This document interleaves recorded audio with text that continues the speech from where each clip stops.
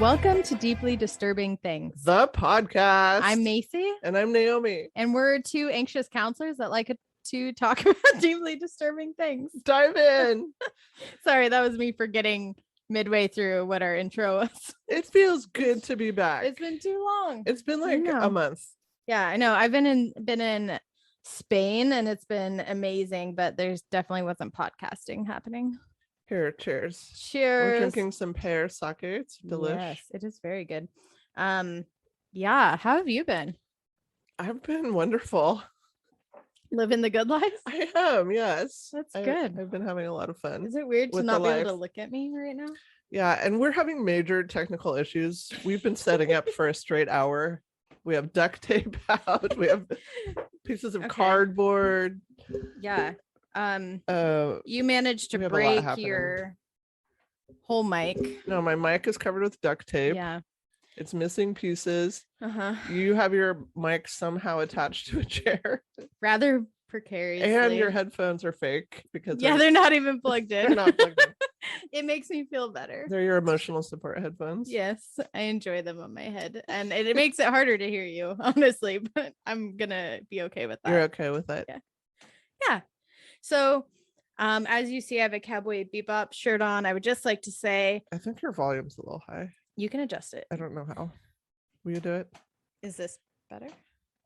Yes, that's better. So you don't know that because you're not really wearing headphones. I can't actually hear anything. But Cowboy Bebop has the new show on Netflix off of the original. Do you want to give your review? My review is that it's awful. It's really awful. It got really bad reviews across the board, and I think the acting is awful.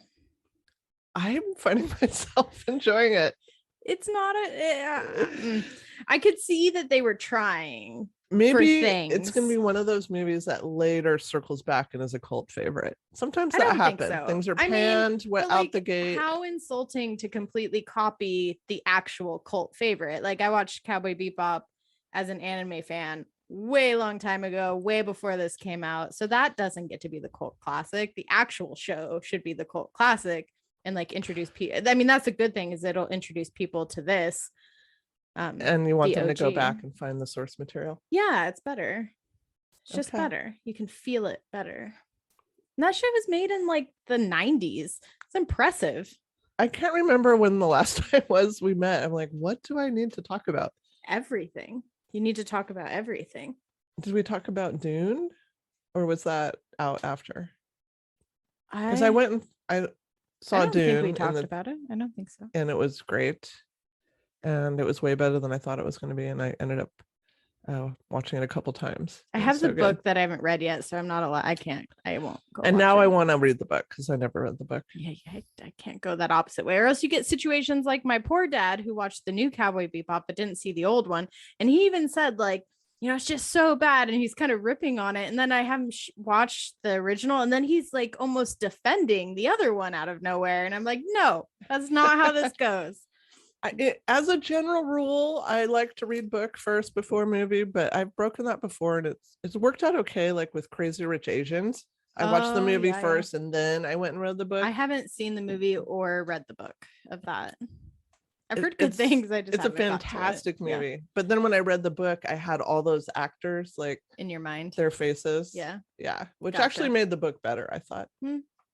Yeah.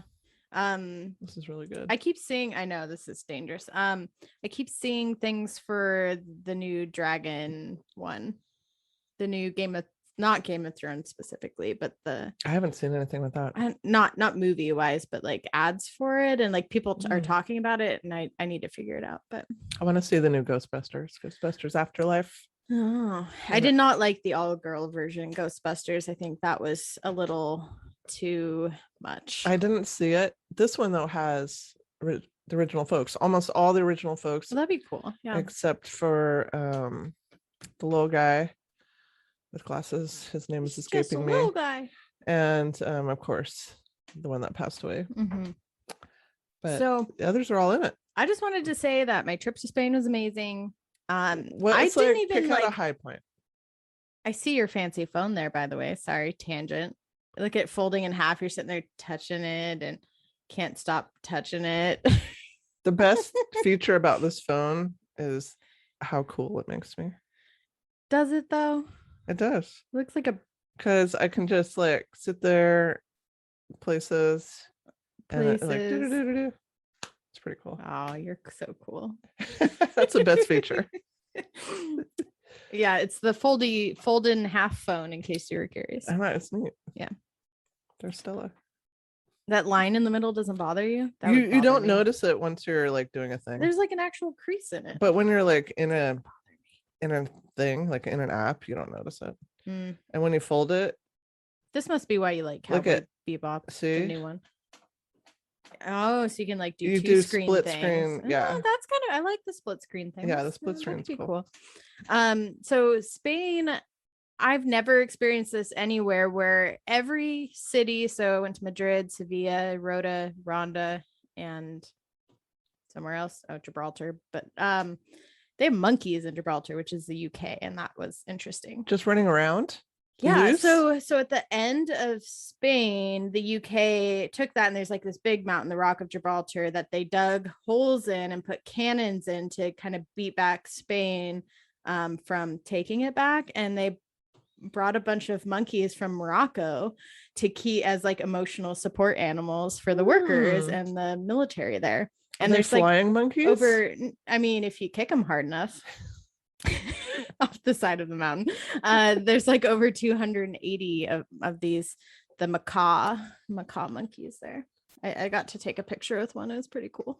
I would love to see some free wild monkeys. Yeah, they looked a little rough though. Like I wasn't gonna fuck with them. One of them had this big scar down his side, like he got hit by one of the tourist fans or something. They're street monkeys. Yeah, I mean, they, if you don't give them the peanut, you're screwed.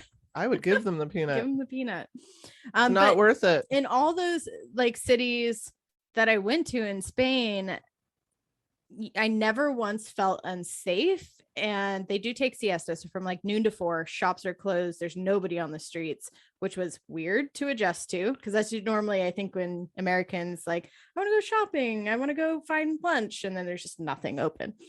But at nighttime, all of a sudden the streets are crowded at like 8 o'clock at night. It's like, I don't know, packed.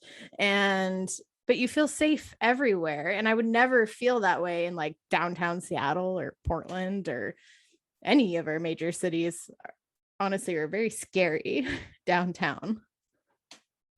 Yeah, the way I approach that is I just live in the shadows. Like if I walk around this neighborhood by myself at night, I become the shadows. And I feel like that makes me feel safe in this neighborhood. You would get kidnapped by the right person here. No, they don't see me though, because I'm a shadow. What does that even mean? You have bright blue streaks in your hair. I become the night. I just imagined you dressing up as Catwoman. I don't know if that's the... There might be some slinking involved. Definitely some crouching and lunging. Oh, you have cats. I have too many cats. I have too many cats right now. Yeah. So it was great. It was fun, and I'll let that be it. But it was awesome. Cool. Yeah. One day I will get my ass on a plane and go somewhere. Yeah, you should one day. It's enough alcohol and drugs. Woo! Woo! Alcohol and drugs. All right. You get to go first. I'm excited. Let's see if we can remember how to do this after this long time. I don't know. It feels really weird to not be able to hear myself, though. I hope I sound okay. You sound great. Don't look at my screen. Oh my gosh. Look at you peeking. That was just my total not in the used to it. I just leaned right over. You leaned right in. I admit that one was my fault. I need a privacy screen. Do you like Jell-o? I used to love Jell-o. I haven't eaten Jell-o, honestly, as an adult. You haven't had Jell-o shots? Oh, well, that's Jell-o. That's true. That's happened. You've had some experiences with Jell-o shots. I'm sure they've entered my mouth. Do you like Jell-o shots? I don't not like Jell-o shots. They're pretty good. Yeah, I mean, I feel like I've had some bad ones and some good ones. I'm a little leery sometimes at parties because I don't know what's in them. Yeah, or how much alcohol. Yeah, exactly. Like, And I what's the can't ratio I'm gauge. playing with? Yeah. Yeah, I mean, I need to like meter myself. Because sometimes I have one, I'm like, oh my God. But by the time, I mean, that one hits me and then I forget by the time I take the next one. That's probably the point of a Jello shot. My topic is Jello. Oh, that's exciting. No. So Jello, you can eat it, right? Yeah. As a snack. Yeah. Okay. Can I tell you my favorite part of Jello? Yeah. What's your favorite part? And this is the kid me talking, but when it'd be in the fridge when you make it at home and it gets the like hard layer or the like more rubbery layer on top. You Not like hard. that? Yeah, where it's like thicker. I love that shit. The like skin on it. That's the gross part, in my opinion. That means it wasn't made properly. I don't think. That means I made it as a child and it's my reward.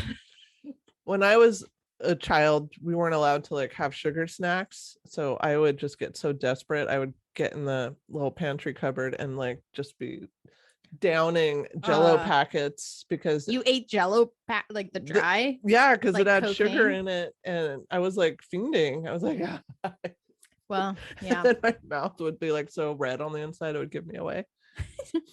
One time I crawled up the cabinets in my house while my dad was gone, obviously, and got into the cooking chocolate because I was like, chocolate.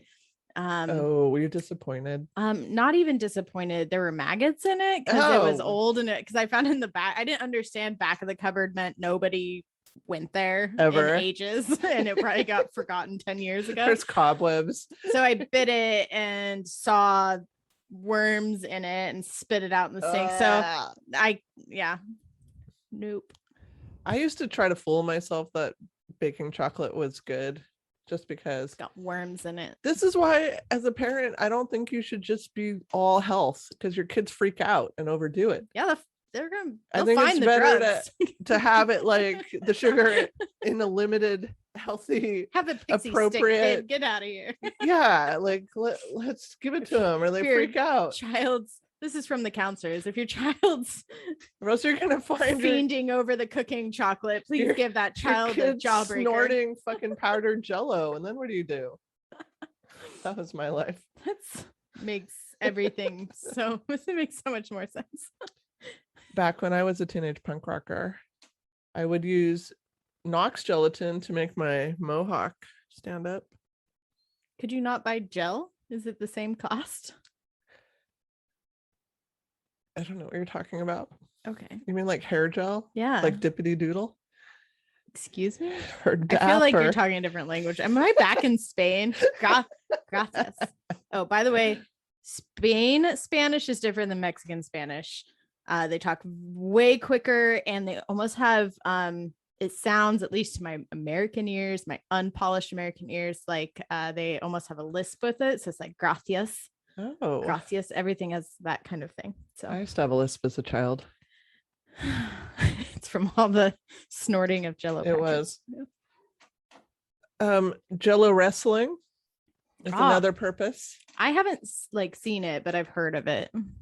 I have not done it either. Just in the early days of roller derby in Spokane, there were some Jello wrestling events. Did you Jello wrestle? I did not Jello wrestle because I'm not good at the physical fighting, but really, I don't. Some of the other teams. Well, I don't know. I mean, I've never really done it a lot. Like, how do you like? Can you like do you punch each other in Jello? No, it's like taking each other down and tap outs. Is it like trying to look sexy in Jello? It's like a sexy drunk thing. Oh, but also a feat of strength. Oh, that just reminds me of being in the the foam pit in Canada.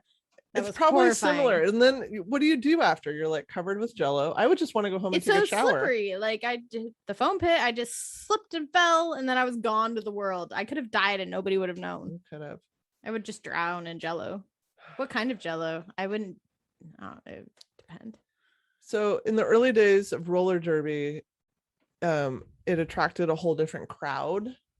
You know, it was more like the drinking, fighting crowd, and then the culture kind of changed as it became more of like a sport where you had to have rules and athleticism. I have feelings both ways for that, I guess.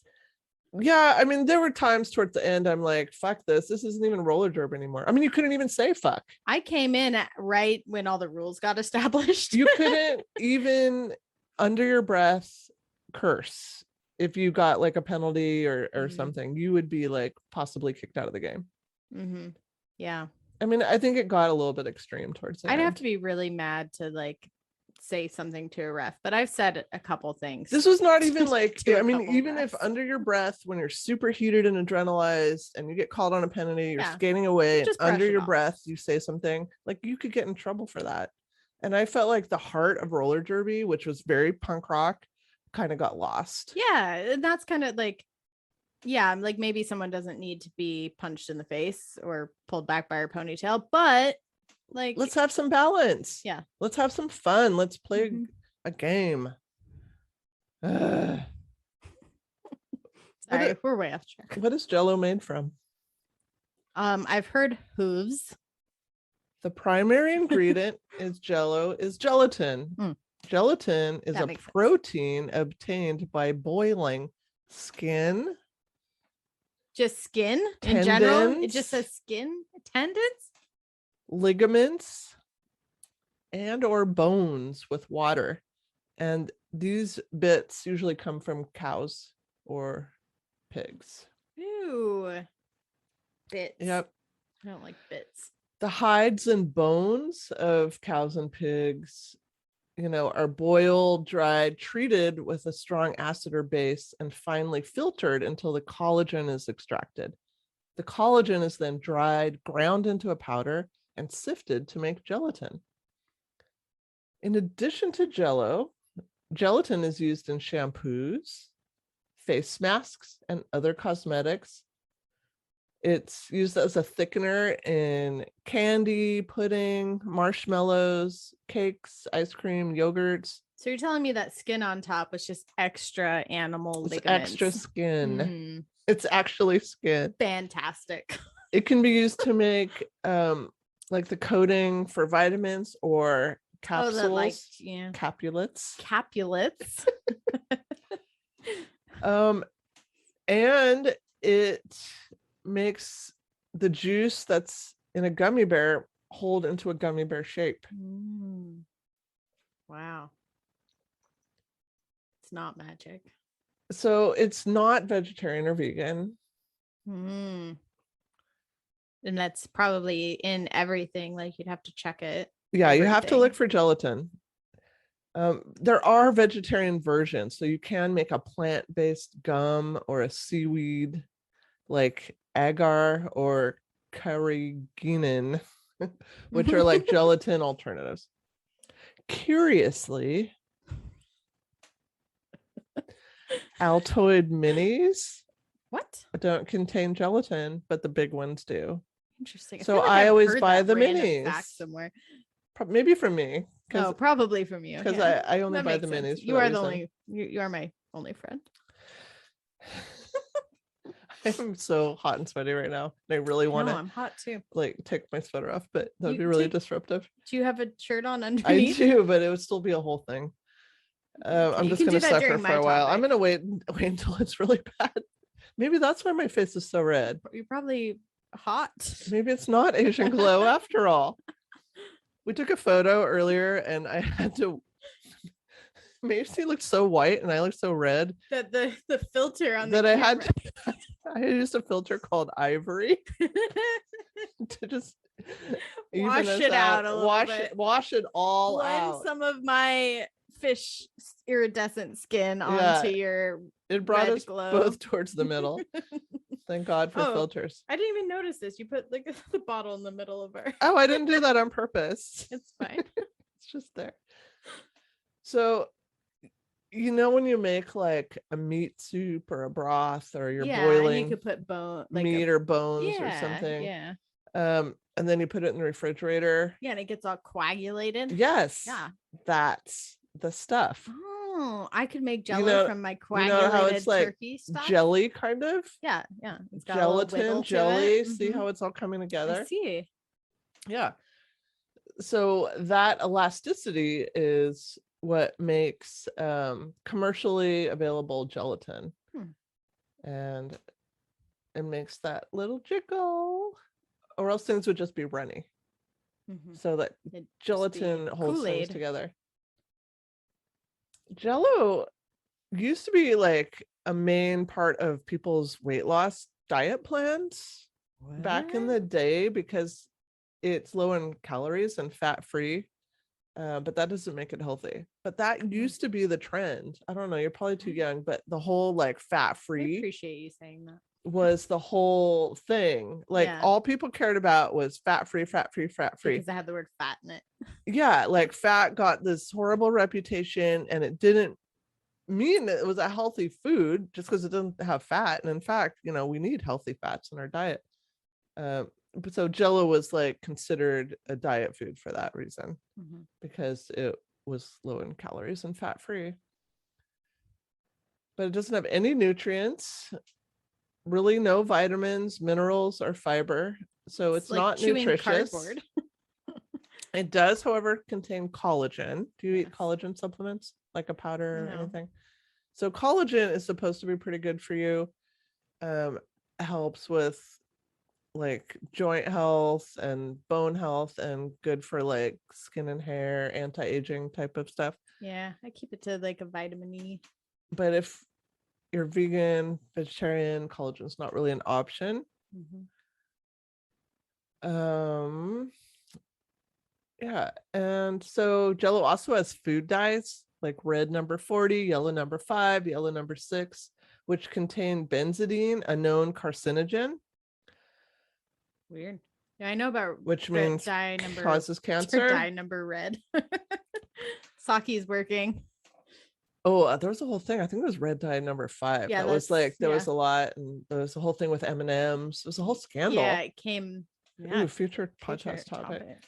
So even though these dyes are carcinogens, the FDA, our Food and Drug Administration here in the US, does allow them in small amounts and says they're safe in small amounts, which is kind of scary. Yeah, very scary. It's like how a little bit of bleach is okay to eat. It's like, I mean, it always makes me nervous. Yeah. I mean, because they say like a spoonful in a gallon, it's fine. And then there's been some studies that have linked these artificial colors to behavioral changes in children. Great. And these dyes have such a bad rep that in Europe, where you just were, these items that might have them have to have warning labels informing that the foods may cause hyperactivity in children. They do not do that here. No, they do not. Can you imagine that on the, like, what would that label even look like? Some kid like doing Tasmanian devil spoons? Yeah. Warning. Yeah. So would you like to hear about the history of Jell-o? Yes, I would. I'll start off with a trivia about Jell-o. Oh God. I'm so bad at any trivia. Me too. I don't retain information. I went to a trivia night like a month or so ago, and I learned I'm not as smart as I think I am. Like, we did actually terrible. I'm not smart. Because it's like so specific knowledge. I know. I don't do that well at all. No, I don't either. No. So in 1993, technicians at St. Jerome Hospital in Batavia. Is this the trivia question? I'm not. No, this is a trivia fact. Okay. Disneyland. They tested a bowl of lime Jell-o with an EEG machine and confirmed that a bowl of wiggly Jell-o has brain waves identical to those of adult men and women. Can they actually call it brain waves though? It would be movement. They have waves. They have waves. There we go. It's a little misleading with brain waves. So gelatin was first used in Egyptian times. In like embalming or something? Traces of gelatin were found in a pharaoh grave. I didn't do as well as you did. Sorry about it. Just spin. Lean forward and you're pouring it on my sock. Sake. It was found in the form of glue. Oh, okay. That's fine. I'll wash these pants later. Smells like pear. It does. In 1845, Peter Cooper, industrialist, inventor, philanthropist. I want to be introduced by somebody like that. Got a patent for gelatin dessert powder called portable gelatin, requiring only the addition of hot water. So nothing was done with this patent for 50 years. And this fellow, the enterprising Mr. Cooper, did not set out purposefully to discover this. He was trying to find glue. Mm-hmm. So he did the first patent, though. Then the ownership of Jell-O exchanged hands several times. Nobody really knew what to do with it, how to market it. Kind of sounds like how mouthwash came to be. I don't know about mouthwash. I don't know. Then in 1899, orator Francis Woodward purchased the Jell-O name and the business for $450, which is probably a lot back then. Yeah. And then in 1902, Woodward launched the advertising campaign, America's Most Favorite Dessert. So there were pictures, posters, billboards, magazine ads. They sold recipe books that showed you all the things you could do with Jell-O. And Norman Rockwell, who's, Americana artist, made the illustrations for these booklets and helped make Jell-O a household word. In 1904, the Jello Girl was introduced. Ooh.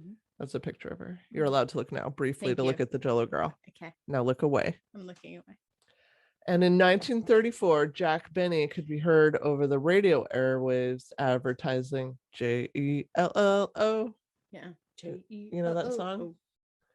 Jello. And the tagline with the Jello Girl was, "Can't be a kid without it." In 1927, chocolate Jell-O was introduced, but quickly discontinued. Not popular. Yeah, that sounds gross. In 1930, the very popular lime Jell-O came out. Not my favorite. It still continues to be the most popular. In 1936, chocolate returned, but as an instant pudding made with milk. Oh, I like the vanilla pudding. You like the little Jell-O puddings? Yeah. Do you remember the pudding pops that were advertised by Bill Cosby? Oh, the pudding pops. I don't remember. I don't think I've had those. Maybe. So the pudding came in flavors like vanilla, tapioca, coconut, pistachio, butterscotch, egg custard, flan, and rice pudding. I would like to try the rice pudding. I love rice pudding. I'm pretty sure that's been discontinued. I only see the butterscotch now, maybe vanilla and butterscotch chocolate. Was definitely a favorite too. Possibly a tapioca. Favorite. In 1942, the Southern Coca-Cola salad was introduced, and with this, you replaced part of the liquid with Coke when you made your Jell-O. Like cocaine? Coca-Cola, the drink. Oh, okay. I can't remember if actual Coke was still involved. I was going to say the ADHD part or that reaction makes more sense. I did a Coke episode a while back, but I can't remember when it was cut off. I think probably by the 40s it was no longer an ingredient.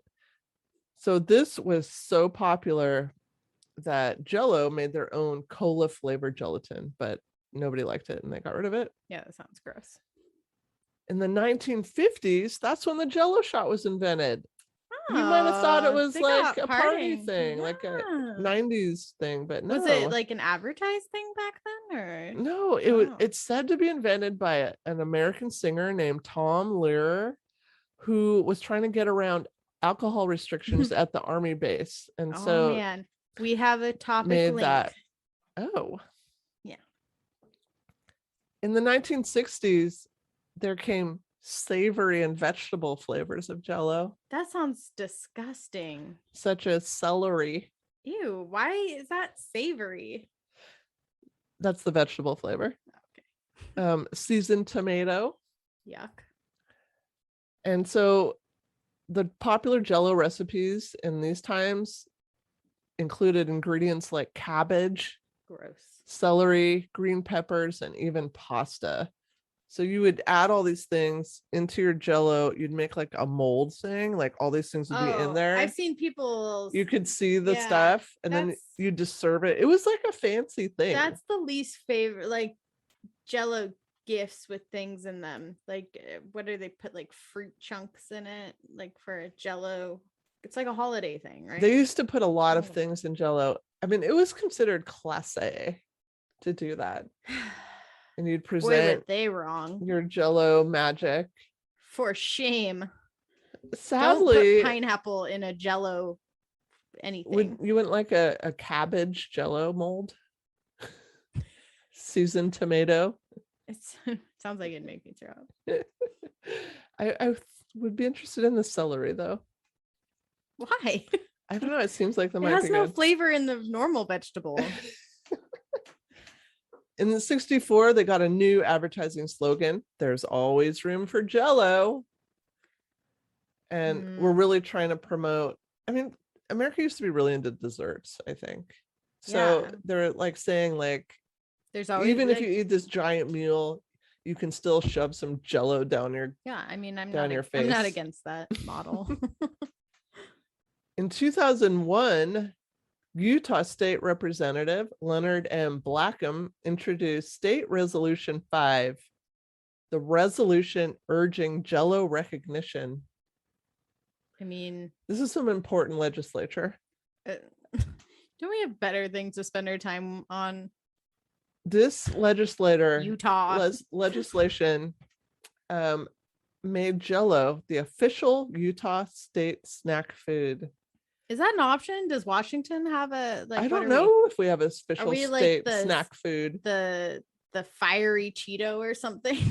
I don't know. Now I'm curious. Does every state get an official state snack I bet food? you if you looked it up right now, it would pop up.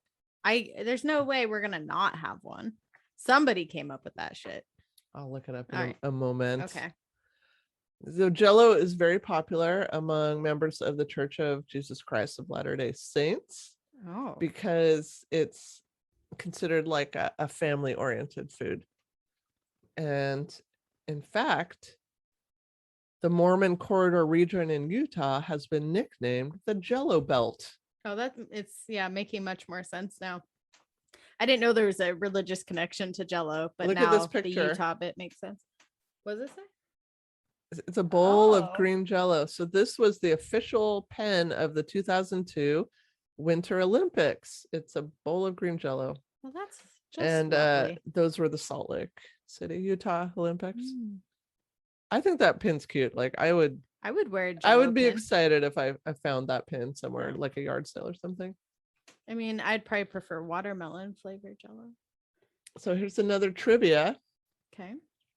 The first 4 Jell-O flavors were orange, lemon, strawberry, yes, and grass. What the? Okay, who was high and put that on the menu?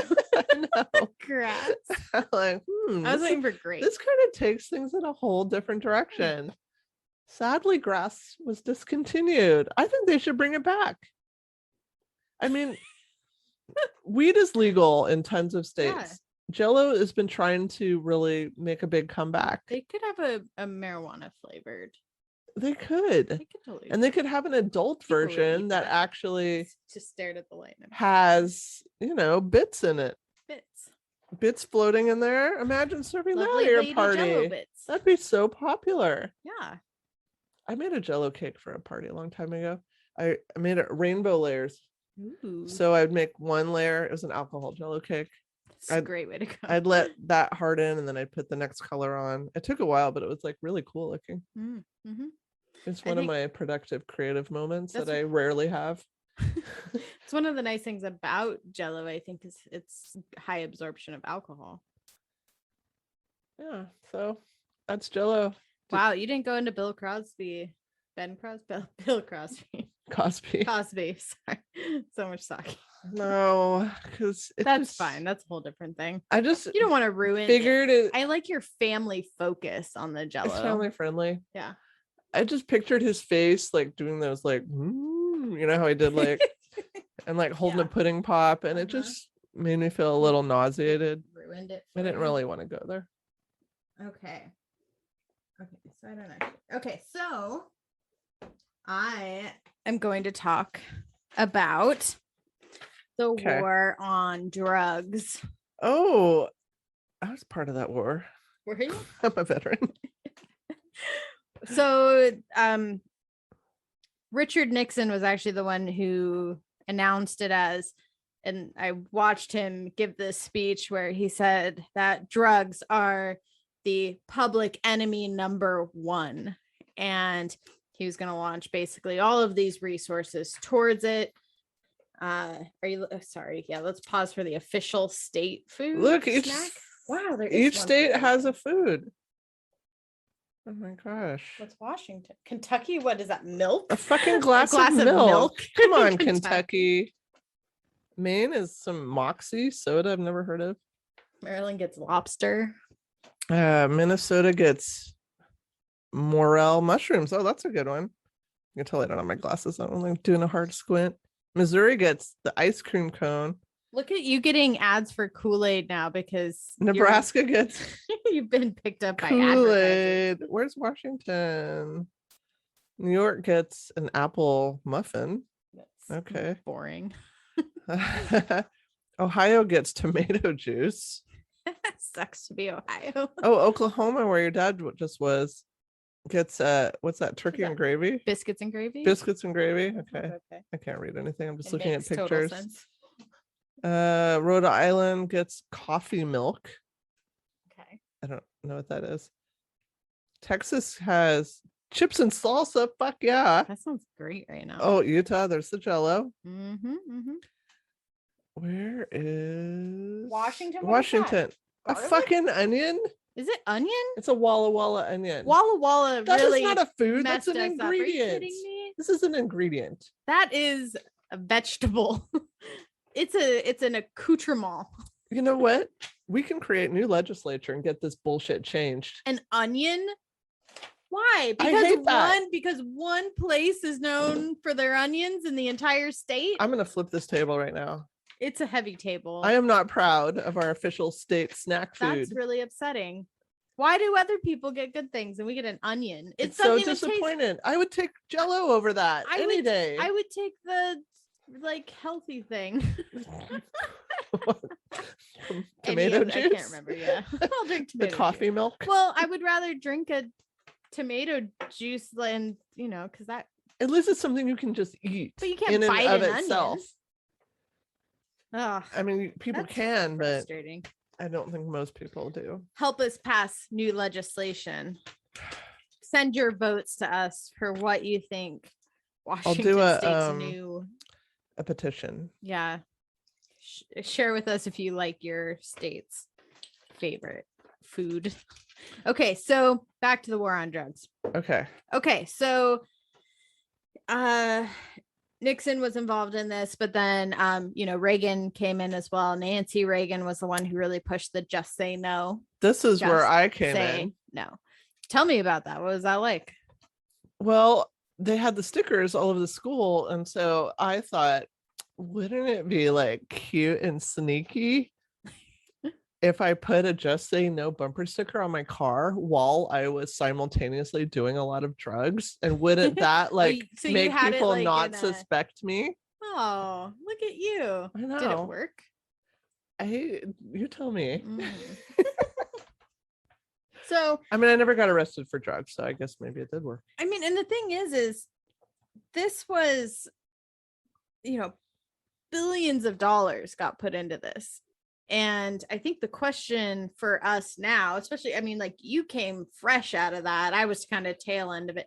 I was too old though. Okay. My sister though, she was more indoctrinated. Yeah. So this was a whole system that impacted the US and other countries. And who's actually asking the question of, did it work? Okay, but I'm pretty sure nobody does drugs anymore, so I'm gonna say it worked. And that was really their whole thing, is no drugs equals no problems mentality. So Okay, first of all, let me just get this out of the way. This was a huge failure. This billions of dollars they spent, huge failure. It caused mass incarceration in the US, corruption, political instability and violence in Africa, Latin America, and Asia, and has caused many systemic human rights abuses. All from this. Yeah, just and don't do drugs. Isn't it part of the reason, like the prisons, the Black population is overrepresented because of the crack epidemic? Yes, and them being targeted. So really the billions wasted went to fueling cartels.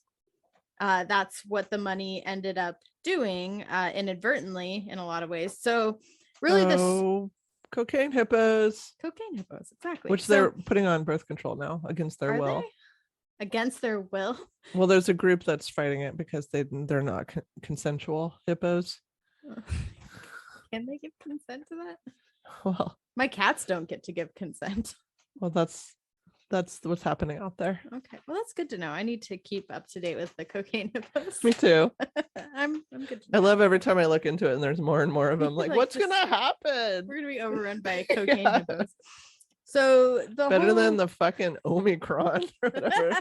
Omicron hippos. Oh, I hate that name. I hate this whole COVID thing. It was just like Facebook's name. Like, really, is everyone just trying to do shit up right now? Let's just too rein much. it back. You're not that cool. Okay, so the US government's whole focus was to 1, eradicate supply, 2, incarcerate drug traffickers. That was kind of the focus. Or was the focus. So this actually goes against the entire supply and demand as we know it. So first of all, you can't reduce supply without taking away demand. If you reduce supply without demand changing, the price just goes up. Okay. Makes sense. Yeah. And guess what? Drugs aren't price sensitive. We have found out drugs will be consumed no matter the cost. So this creates just basically a situation, more crime. Yeah, where there is higher recruitment of drug traffickers, and it actually increases the availability of said drugs. And this is actually called the balloon effect in economics. So is that related to drug balloons you put up your butt when you're I'm sure it's smuggling related. Something into prison? Yeah, a balloon up the butt is very similar to balloon economics. I think that was like our second podcast ever that we talked about that. Just get in there, right? Get it in there. Okay, so for example, with crystal meth, the US wanted to say, okay, let's stop selling the chemicals made or for crystal meth at our bigger entities. So they did that. They shut them down. Well, I remember at the store that you couldn't buy cough syrup anymore. Yes. So I got rid of my favorite codeine cough syrup. Damn it. I don't want regular cough syrup. Well, and it if I have a cough, I want to relax in addition to having my cough. Yeah, are you gonna really make me drink my glass of wine with my cough syrup? Okay, so it created instead a bunch of small, unregulated entities making these chemicals, which led to Mexican cartels sweeping in and actually making them bigger because they knew how to do it, which made it more professional, more potent, and less regulated, with no effect to the supply chain at all. So the whole thing of like, let's get rid of drugs, we literally did the opposite and inflated the drugs and increased unregulation in, I don't know if that's, we made things more unregulated than before. Okay, Spokane had a real big meth problem for a while. It's better though. I saw like 6 years ago a meth trailer explode in Spokane. It was in Hilliard. It's better. It was on fire. It's better though. It was really bad. We used to have a fella that lived down the alley. Just a fella. And there might have been, this is speculation. There might have been some meth on board with this fella. Yeah. and we named our child, and then a week later they named their child the same name and said that they'd forgotten that we just named our child that name. Oh, well, is that still the case? Are they named the same thing? They're named the same thing. Yeah. And they're almost the exact same age. Oh, that's great. So I always tell my child with that name, like, one day you're going to meet this person that's your same age with your same name. And here's the story behind that. That's great. Okay. So how effective do you think percentage wise? Oh God, why do you have to bring math into it? I know, just throw out a number. I'm a 10. 10%. We are less than 1% effective in the US. So spending over $30 billion into this whole project. Okay, so let's talk about how it damages society as a whole. Well, I feel bad for people that, had a life sentence for like selling a dose of acid or like a bag of weed or something. Yes, like, whatever happened to them? So first of all, so I have a question. Yeah. You might not know the answer. I love when you give me things that I don't know. If somebody goes to prison for I'm not my dad, you know this, a law at this time, say weed's illegal at that time. If the law gets changed, do they get out? From what I've heard about that, it's not just oh, you're free. It's okay, now you have to go through this whole court process of getting it released. Oh. So it's more complicated and time consuming and probably costs money to have things reevaluated again. Okay. Yeah. That sucks. So there still could be people in prison serving sentences for having a bag of weed. I mean, probably. I know that there was a big sweep of people after it became legalized that were trying to get their stuff done. They don't just open the door. What about people that downloaded music illegally? How are you trying to pour with the lid on? It's almost the same color though. Sorry, that was way too funny to me. It's been so long. You've missed me. I have. Mine's halfway full. Oh my God. Okay. That's fine. Thank you. Okay. So I won't move. What? That was a loud sound. But yes, the Napster crew, that's a whole nother topic. Yeah. Yeah. I mean, people went to got big prison sentences for something that's completely legal. It is. It is. Okay. So prohibition makes drugs stronger because the more you can make with less space, the better, right? So you make it more potent. Economical. Yeah, it's all about strength at that point. I love it. So if you could only get your codeine cough syrup. Yeah, your codeine. Let's not call it my codeine cough syrup because now it sounds like I have some kind of problem. I've had a cough a few times in my life. I used to like it when they prescribed the codeine cough syrup. I don't like it as much now. But if you knew you could never have it again, wouldn't you rather have the bottle that you can use over time that's a little bit stronger so you can not I would hoard that motherfucker. Exactly. Okay. So alcohol prohibition probably means I have a problem. Alcohol prohibition did the same thing. So it increased the use of strong liquors over beer. So prior to that, beer was beer was drank more than hard liquors were, but then prohibition came and then it switched because people wanted more bang for their buck and it was cheaper, quicker to make and high potency that way than beer, like the moonshine stuff. Yeah, exactly. Okay, so violence also increased because of this. So gangs and cartels, first of all, have no access to a legal system. So when there is a problem between different factions or regions or I don't know, groups, what do? They shoot each other or they try to kill each other. Yeah. So because they're unregulated, they have no real way to resolve their conflict in a judicious manner. I mean, I wouldn't say it's entirely lawless though. I think there are maybe internal rules and systems. I don't know if they're written rules, but my brain's going right back to your Biggie Smalls episode. Oh, with the code. Yeah. There's a code. I think there's some rules. Yeah. So maybe they are written. Maybe somebody took the time to write it down. Maybe someone at least recorded a memo. There was a 25 I mean, honestly, this range is really big. So grain of salt here, 25 to 75% higher homicide rate since the war on drugs. Shit. Yeah. So like more people are dying than before. Okay. A lot of people have been shot in Spokane lately. Yeah. Spokane's getting kind of sketch. Yeah. I think it's been sketch, but I think they're talking about it more publicly. Yeah. I think somebody was just shot like a couple nights ago out in where you live at a party. In the valley. Yeah. So Mexico had 164,000 murders in 2007, between 2007 and 2014. And that's more during that time span than in Iraq and Afghanistan in the war combined for homicides. So in the US, 5%, we make up 5% of the total population in the US prison systems, or sorry, not in the US, in prison systems in the world. We make up 5% total. That's it? Yes, but we make up 25. Sorry, I totally got that backwards. We make up the US as a people 5%. We make up 25%. Oh, that sounds more like it. We make up 25% of the prison systems, though.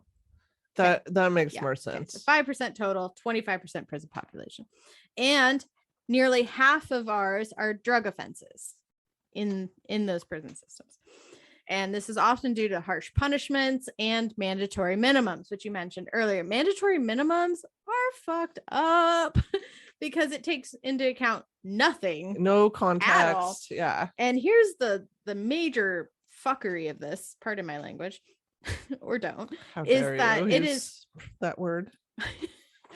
There's huge racist ramifications with this. You led to this a little bit earlier. So maybe like, okay, so crack cocaine used more by Black Americans. I don't think that's true. I think it's used more by white Americans. Well, powder cocaine was used more by white Americans. But I think the Black Americans were targeted for arrests. Well, and crime around this. Yes. But keep in mind that one of the biggest pieces here is that it was 5 grams of crack cocaine would be a 5-year minimum sentence, but it took 500 grams of powder cocaine to get the same sentence. So these are literally the same product, just put together in different ways and targeted to different groups of people. And then I've never done crack. Me neither. As far as I know. As far as you know, could have been in some of those Jell-o shots. It could have been. That's why beware the shots. You don't know. You don't know what's in there. So that's like really messed up that they're specifically targeting. I mean, there's no way to hide that. No, it's targeting racism. Mm-hmm. Well, when I did my redlining topic, I talked about how like most of the arrests would be made in these red-lined areas. Like the cops would specifically be patrolling and looking, and so the arrests there, the people were overrepresented in the Black areas. And African Americans make up 40% of all prison inmates, of everybody, and that is what percent of the U.S. population?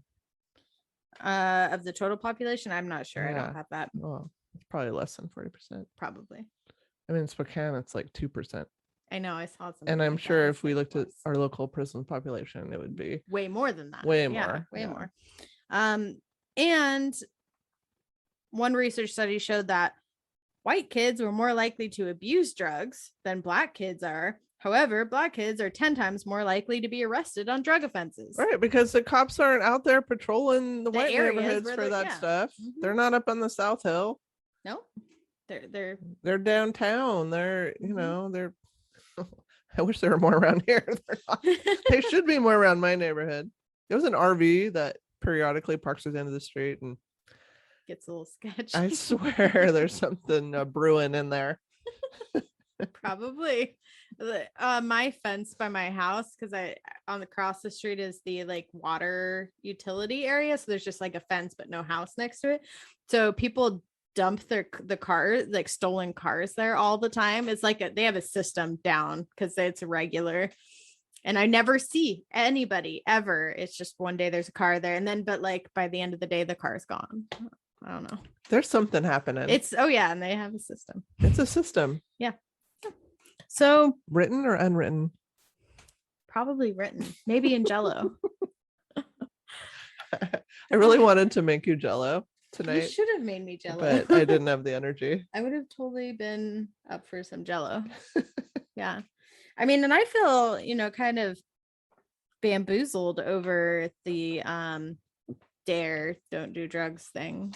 Because I was like, were you bamboozled? I was bamboozled. I never got the water bottle from the quiz that everybody was supposed to get. It was the dare officer came out and did like quiz questions, and I answered the question. Everyone got a water bottle, but I didn't get a water bottle, but I was too anxious of a little child to let that officer know. So I never got it. It was just a joke to me and my like stony friend dare. group. Yeah. We just thought it was like funny. Yeah.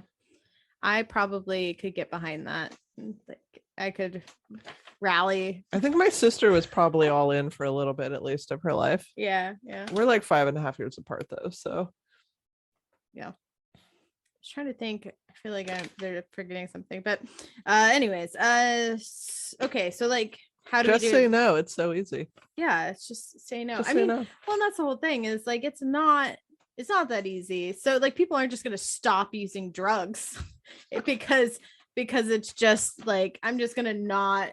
Right. It takes nothing into account. Yeah, nothing at all. I'm just gonna not subscribe to Stitch Fix because just say no to Stitch Fix. Say no to Stitch Fix. Well, do you have an issue with Stitch Fix that we need to used to have an intervention with about? But I probably went on months past needing Stitch Fix.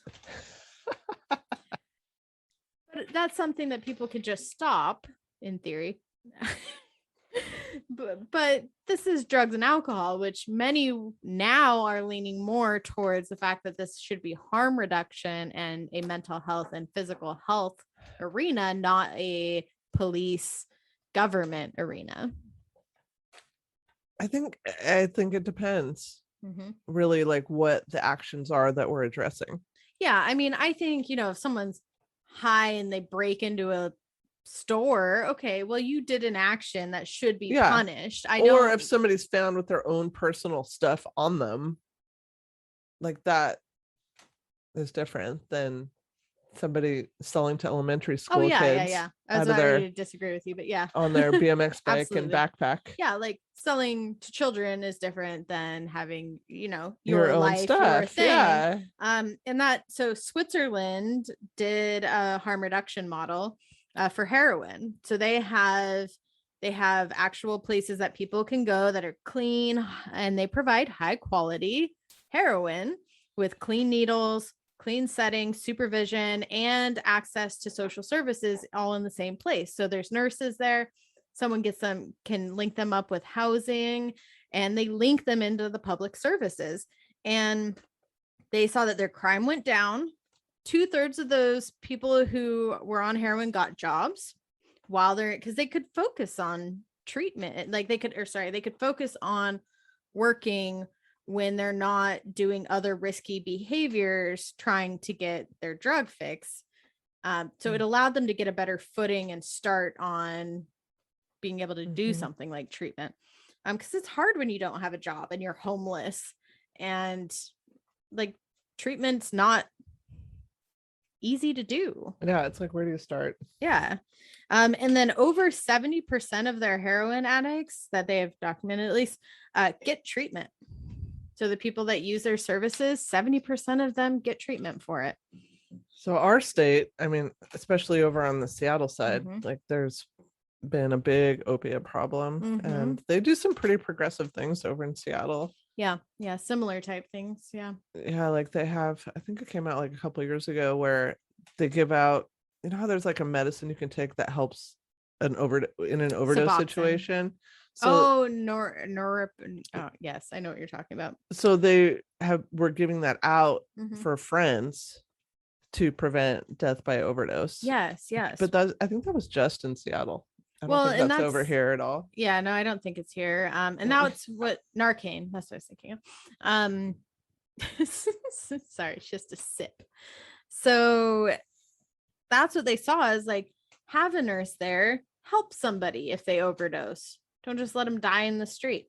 And their HIV levels dropped. And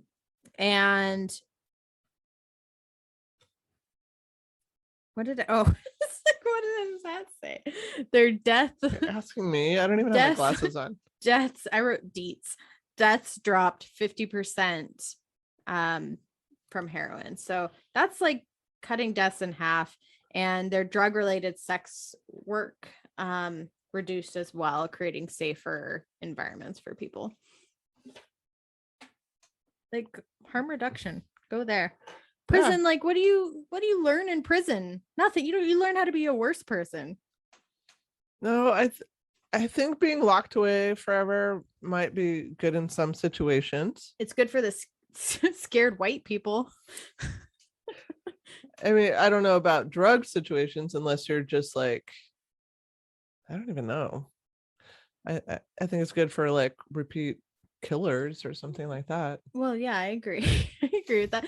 And I think that there's a lot of like just like a lot of the police force isn't trained for mental health. When people with mental health come in, they're not trained for addiction stuff either. So having someone go into jail who may be withdrawing from a drug that could cause death isn't a great idea. Like you need medical staff there. Mm-hmm. You need to have detox. You need to have the actual services that will help them get better across the board. You can't have them die in your jail cell because you're not equipped. Then don't do the job if you can't do it.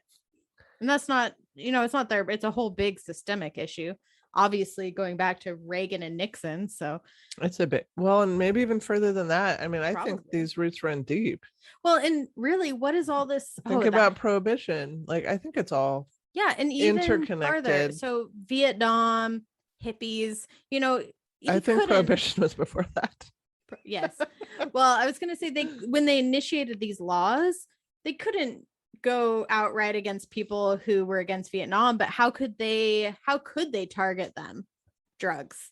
So that was, a very sneaky. The reefer madness. And I actually reefer madness was very racist against Black people. I believe that too. Yeah. I mean, there's articles by people who were in office, like in the institution at the time saying, yeah, I mean, it wasn't a hidden thing that was our intended goal, was to silence anti-Vietnam people and, hippies. And to bring up those American values. Well, I think it was though. They were targeted. That was their goal, to target them. Yeah, absolutely. And then they just labeled it as the war on drugs. It's about drugs. Yeah, and would like really point out things like, oh, it's such a menace to our society. Like they're gonna steal your kids and make them grow their hair out long. Yeah, and really what they're saying is we don't trust minority people. That's what they meant. And it's, I mean, just say it. I'd respect you more if you just said it, so then everyone knows what you're really doing. There's so many racist roots to almost everything in our country, and I just don't feel like it's pretty gross. We've made as much progress as we would like to think.